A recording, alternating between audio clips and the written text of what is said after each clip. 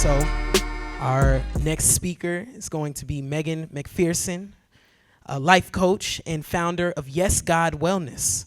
Yes, God. Specializing in guiding individuals towards transformation through holistic practices and mindset shifts. Megan Macpherson, ladies and gentlemen. How y'all doing tonight? Holding in. I know we into the show now. Do we have any? First, I want to ask: do we have any November birthdays in the house? Any November birthdays? Yay! Let's say happy birthday to all the November birthdays. Yes. I have a November birthday. My birthday is actually today. I'm 44 years old tonight. So yay! So I'm super excited to be here with you all, sharing a part of my manifested dream. This is something that I wrote down in my journal years ago, that I wanted to be sharing my story on stage, and here we are. So yes, God. Let's see. So I am going to be talking about how I have created a framework to not only heal, but continue to heal, because healing is never complete. It's something that always is happening, because we're always going through more trauma in life. And I was able to heal my trauma, transform my life, reprogram my mind, and become a successful entrepreneur who helps other people do the same thing. So to give some background, back in 2017, I was laid off from my good corporate job. And I found myself in a room with some people, and they suggested, hey, have you ever heard of yoni steaming? Do you want to try yoni steaming? And I'll get to that in just a moment. As a matter of fact, does anyone know what yoni steaming is? Has anyone heard of yoni steaming? Yes? Yes, God. Okay.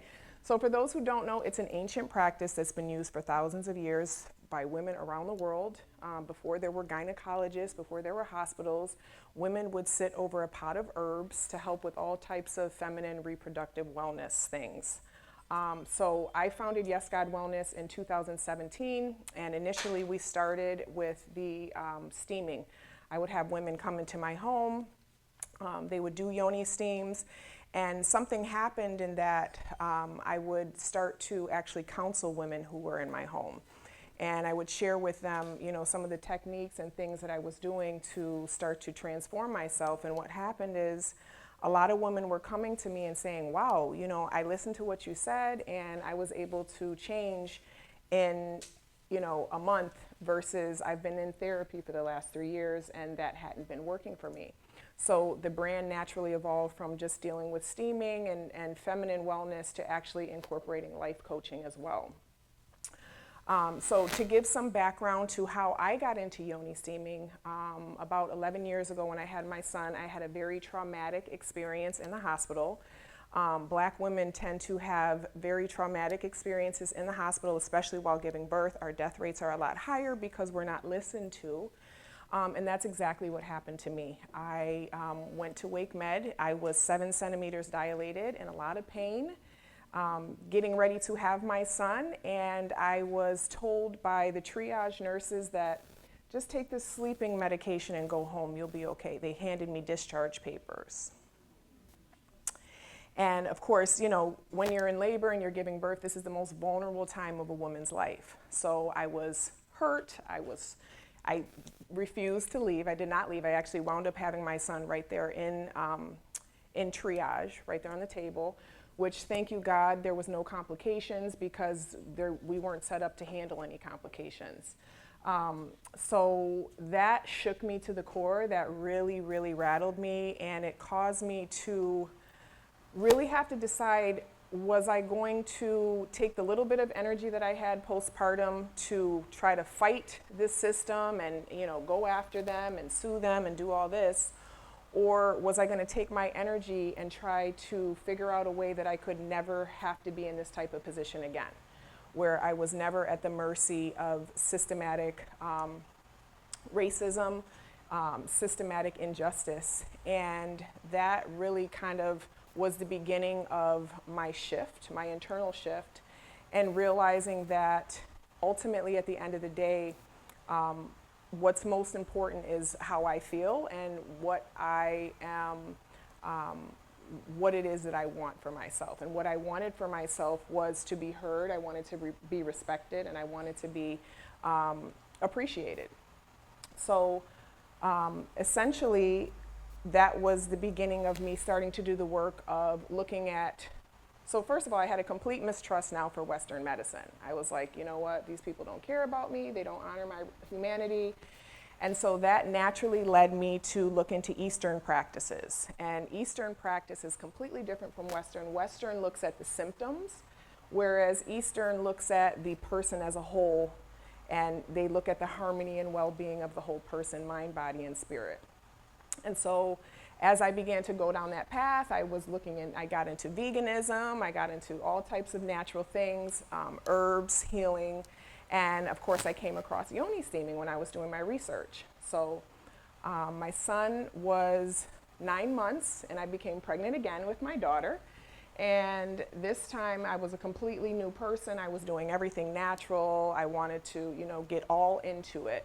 I wound up ultimately having a water birth with my daughter that was beautiful. I wound up having a wonderful labor at home until I was about 8 centimeters dilated. I labored in my bathtub. I had successfully taken control back of that situation to make sure that it didn't happen again. And I was all set up with my herbs to yoni steam after I had my daughter, and that's exactly what I did. I started steaming, and something amazing happened. Not only did it help me to heal postpartum, but it also started to bring some traumatic things up for me from my childhood, from my life, and I didn't really realize it because I went to it for the physical benefits. But then I started realizing that all these other things were coming up, and it was causing me to really reflect on how important my internal state is. Because I think a lot of times we focus on success by the external, right?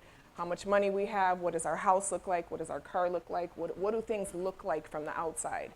But really success is more so about how do I feel on the inside, right? Because you can have a whole bunch of things and still feel like crap, right? You can still be miserable, you can still be not successful on the inside if you feel like a failure, right? So this is what I started to kind of was coming up for me in steaming, and I said, wow, I gotta fix the inside, because the outside is a mirror, is a reflection of how I feel about myself on the inside. That's what's showing up for me.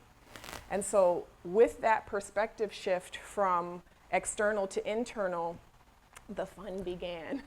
And with yoni steaming, like I said, I loved it. I had my teenage daughter start doing it. She was a teenager at the time.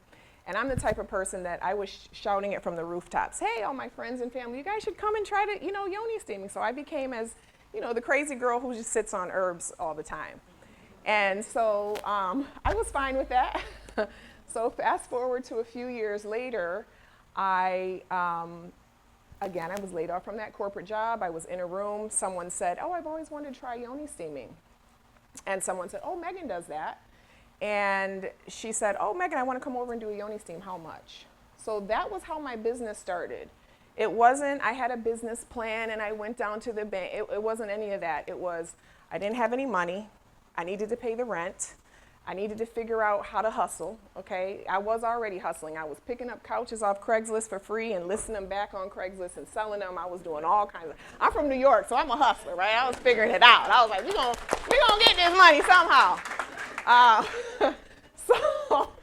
So I was able to start my business, and this was back in 2017. This is when social media was still kind of organic, it was where you could just post something and everybody would see it. So again, I was able to really build a thriving brand of women coming to my home to actually receive the service. And then I developed an actual product line of herbs so that women that were not local to me could steam at home. I did a video showing them how to steam at home, which happened to go viral, 4.5 million views. And so that is how, that's the progression of things. So now I want to talk about the framework that I created that has been the basis for not only my transformation, but also my clients' transformations. And it's something called the ACE framework, okay? Before I jump into that, I want to talk a little bit about the science behind trauma. Now, I know everyone in this room, everyone in the world has experienced trauma, right? We've all been through experiences that have shaken us, that have shaped us, that have, influenced our perspective, right? And no one is exempt from that. So scientifically, Has anyone heard of the default mode network in the brain? Okay. So the default mode network is simply a scientific term for what is called the monkey mind, right? The stream of consciousness thoughts that always are going through our mind all day long. Did you remember to turn this off? Did you remember to take this out? You got to pay the bill. Da, da, da. That voice in your mind that's constantly going, that's called the default mode network. And essentially it's replaying everything from your past, right? Or everything that you need to remember. If you're not focused predominantly on something, that mode is constantly going. So it's very, very important to be picky about what you are focusing on, because the reticular activating system in the brainstem looks for proof of what your predominant thoughts are, okay? Just like if you decide I'm gonna buy, a red Corvette, right? You're gonna start seeing red Corvettes everywhere because now that's become a predominant focus in your mind. Another analogy that I read in a book that I really loved was about the deaf waiter, and imagining that you are going to a restaurant and you're ordering food, but the waiter is deaf. You're not gonna point to all the things you don't want, right? You're gonna point to what you do want to order. But so many times we focus on the things that we don't want. We complain, we ruminate, we talk about it, we focus on it, we continue to make those the predominant thoughts, not realizing that whatever we're creating the predominant thought, here comes the reticular activating system to pull in more and more proof of that. So with the ACE framework, I'm gonna have you guys repeat after me. So ACE, A is for awareness, C is for clarity, E is for experience. Okay, so to break it down, all right, so awareness is essentially getting real with ourselves, all right, and really looking at who we are, what do we think about ourselves? Not what our ego is, not the image that we try to portray to the world, but how do I really feel about myself? What are the thoughts that I'm telling myself about myself? Also, being accountable, what have other people told me throughout my life about myself that I've said, oh, well, that's just me, or oh, that's not true. And really taking an honest, it takes courage, right? It takes courage to look at yourself and say, I should probably change that. Or, that's not good, and maybe I should try to work on that. So awareness is just really being aware of what is going on right now, right? And just like we wouldn't try to go if we want to go to a restaurant in Raleigh, right? We're not just going to get in our car and drive. We're going to put an address in our GPS, right? So it's the same thing with transformation. You have to get clear about where it is that you're trying to go, right? You have to be clear about who is this 2.0 version of me? Who do I want to become? And not just, I want to be, skinnier and have more money. No, exactly who is that person? What does he or she look like? What does he or she think about herself? What type of relationships does he or she have? What type of money does he or she have? What type of interactions does he or she have? So really being clear about who it is that you're becoming and allowing that to start to become your predominant thought, and that's the E of experience. And I recently launched something called the mental diet. It was the perfect mental diet. And the predominant thought for a week was that everything in my life is perfect. It doesn't matter what's going on. It doesn't matter what the circumstances are. I know that it's going to have a perfect outcome. So I continue to, my timer went off, sorry. I continue to focus on gratitude, focus on the things that were going right, focus on how this worked out, how that worked out. And really, the whole point of the ACE framework is, again, to be clear about who it is that you are, be clear about who it is that you want to become, and then step into that identity and step into that experience, even when the 3D doesn't show you that, even when life doesn't show you that. You know what? I'm amazing, I'm wonderful, everything is working out perfectly, everything will work out perfectly. So I hope that you have enjoyed this talk, and you can come to my table. I do have little cards with the perfect diet on the back, and I'd love to talk to you about any other services I have. Yes.